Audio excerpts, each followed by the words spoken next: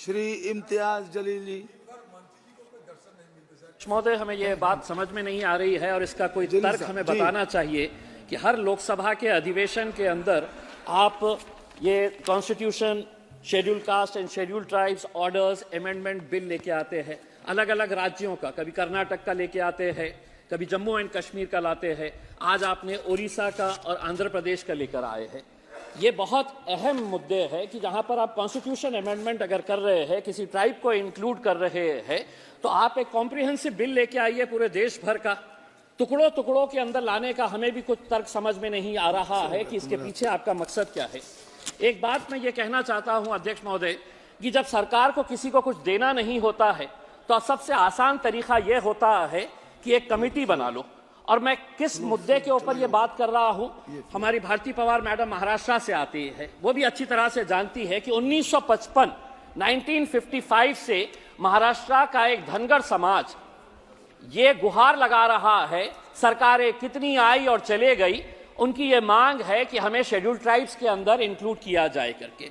महाराष्ट्र के अंदर धनगर समाज को एनटी के अंदर इंक्लूड किया गया है और सेंट्रल लिस्ट के अंदर उन्हें ओबीसी का दर्जा दिया गया है। यह अजीब तरह का तर्क है। आप ये भी अच्छी तरह से जानते हैं कि धनगर और धनगढ़ एक ही है। धनगर समाज के सभी लोगों का कहना है कि दूसरे राज्यों के अंदर चूंकि वहां पर धनगढ़ लिखा हुआ है और महाराष्ट्र के अंदर इन्हें धनगर बोलकर बुलाया जाता है, तो महाराष्ट्र की सरकारों ने इन धनगरों के साथ कैसी नाइंसाफी की। कहते हैं कि नहीं, ये स्पेलिंग मिस्टेक है, आप धनगर नहीं है तो आपको एसटी के अंदर हम इंक्लूड नहीं कर सकते हैं। राणे साहब, आप भी अच्छी तरह से जानते हैं मराठाओं को रिजर्वेशन मिलना चाहिए, किसी ने भी उसका विरोध नहीं किया है। जरांगे पाटिल का हम सम्मान करते हैं कि एक सामान्य छोटे से गांव का एक आदमी ने पूरे महाराष्ट्र की सरकार की नाक में दम कर दिया कि मेरे समाज के साथ नाइंसाफी हो रही है, उसको इंसाफ मिलना चाहिए। दुर्भाग्यवश आप लोगों ने धनगर समाज का कोई नेता तैयार नहीं होने दिया, सिर्फ अपने राजनीतिक स्वार्थ की खातिर। धनगरों की आबादी कितनी है? धनगरों की 45 जमातें जो है, ट्राइबल जो है, वो महाराष्ट्र के अंदर है, लेकिन उनका पॉपुलेशन कितना है अगर पूछेंगे तो कोई नहीं बताएगा। कोई कहता है कि 4% है तो कोई कहता है कि 10% है, क्योंकि 2011 के सेंसस के हिसाब से ये बात ही चले आ रही है। इसीलिए जब कास्ट सेंसस होगा तो इनका भी डेवलपमेंट उसी के हिसाब से होगा कि इनकी आबादी कितनी है, जिसकी जितनी संख्या भारी उसके हिसाब से ही सब काम चलता है। तो हमारा ये कहना है कि अब महाराष्ट्र सरकार इनको कुछ दे नहीं रही है, तो 20 नवंबर 2023 को राणे साहब एक बार फिर से धनगरों के हाथ में लॉलीपॉप दे दिया गया कि एक कमेटी हम बना रहे हैं। वो कमेटी ये तय करेंगी कि दूसरे राज्यों के अंदर तुमको जो बेनिफिट दिए जा रहे हैं वो महाराष्ट्र के अंदर कैसे देना। तो एक कमेटी, और कमेटी आपको मालूम है कि कमेटी के ऊपर कमेटी, कमेटी के ऊपर कमेटी, कमेटी के ऊपर कमेटी, ये आप भुगत चुके हैं। आप देख चुके हैं कि महाराष्ट्र सरकार को जब मराठाओं को रिजर्वेशन देना था तो कितनी सारी कमेटी, आखिर लोगों ने बोले कि हम सड़क के ऊपर आएंगे करके। उसमें आप धनगरों के साथ क्यों इस तरह की नाइंसाफी कर रहे हैं? और होता यह है अध्यक्ष महोदय, जब कुछ देना नहीं होता है तो राज्य सरकार कहता है कि केंद्र सरकार, हमारे केंद्र सरकार कहता है कि हमको राज्य सरकार की तरफ से कोई प्रस्ताव नहीं आया है करके।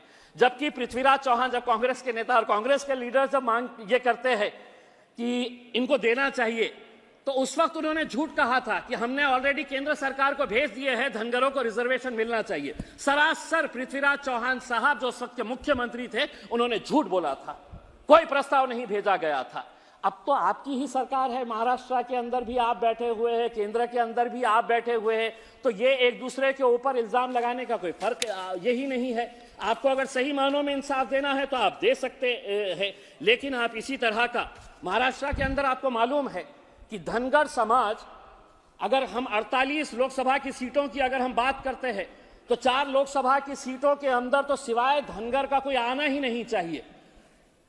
आप अच्छी तरह से जानते हैं बारामती पूरा टोटल उनका इन्फ्लुएंस है, माढ़ा पूरा टोटल धनगर समाज का आना चाहिए, शोलापुर, सतारा, ये 4 लोकसभा की सीटें। 288 विधानसभा की सीटों की अगर हम बात करते हैं तो कम से कम 35 से 40 विधानसभा की ऐसी सीटें हैं जहां पर सिर्फ धनगर समाज का ही प्रतिनिधि वहां से चुनकर आ सकता है। धनगर समाज का अध्यक्ष महोदय एक इतिहास रहा है। अहिल्याबाई होलकर का आपने नाम सुना होगा। एक महारानी थी जिसने अपने समाज के लिए 18वीं सदी में मालवा रीजन की वो महारानी थी, लेकिन उसकी पहचान महारानी बोल के नहीं है। उसने अपने समाज के लिए और उसकी जेनरोसिटी जो थी उसके लिए आज धनगर समाज कई सालों से जालना जिले के अंदर अहिल्याबाई होलकर के एक स्मारक के लिए जगह मांग रहा है। आप वो जगह भी नहीं दे रहे हैं। इतनी बड़ी अपने समाज के लिए काम करने वाली, तो हम महाराष्ट्र सरकार से अनुरोध करते हैं जल्द से जल्द अहिल्याबाई होलकर के एक स्मारक के लिए बड़ी जगह वहां पर दी जाए करके। दूसरा ये है कि ये जो अलग अलग समाज के ये आ रहे हैं, अध्यक्ष महोदय, मुसलमानों के बारे में भी सांसद कहते हैं कि मुसलमानों को भी रिजर्वेशन देना चाहिए, लेकिन मैं आपको ईमानदारी के साथ कहता हूं, मुझे आपसे मांगना मतलब यह है कि मैं अपना साथ दीवार के ऊपर फोड़ने के बराबर, क्योंकि आप लोगों ने तो हमारे साथ एक ऐसा रवैया इख्तियार कर लिया है कि हम आपको सिर्फ सांस लेने दे रहे हैं, यही बहुत बड़ी बात है। इसीलिए मैं आपसे रिजर्वेशन कैसे मांग सकता हूं? लेकिन अगर इस मुल्क को तरक्की करना है, इस देश को तरक्की करना है, तो आपको यह मानकर चलना पड़ेगा कि मुसलमान भी इस देश का एक बहुत बड़ा हिस्सा है, उसके साथ भी इंसाफ होना चाहिए। तो अगर आप सभी समाजों को साथ में लेकर जाएंगे जी राणे साहब, जिस्म का एक हिस्सा अगर कमजोर हो गया तो वो ताकतवर जिस्म नहीं कहलाता है, वो अपाहिज हो जाता है, वो हैंडीकैप हो जाता है। इसीलिए आपको अगर इंसाफ करना है तो आप जिस तरह से आज ओडिशा और आंध्र प्रदेश के शेड्यूल्ड ट्राइब्स को इसके अंदर ऐड कर रहे हैं, मेरी ये मांग है कि धनगरों को भी आप महाराष्ट्र के अंदर जल्द से जल्द रिजर्वेशन देने का फैसला करिएगा और कुछ इंसाफ मुसलमानों के साथ भी करेंगे, कभी ना कभी तो करेंगे। एक ना एक दिन आपको यह एहसास होगा कि नहीं, ये भी मेरा एक भाई है, इसके साथ भी इंसाफ होना चाहिए। श्री विंसेंट एच पाला जी।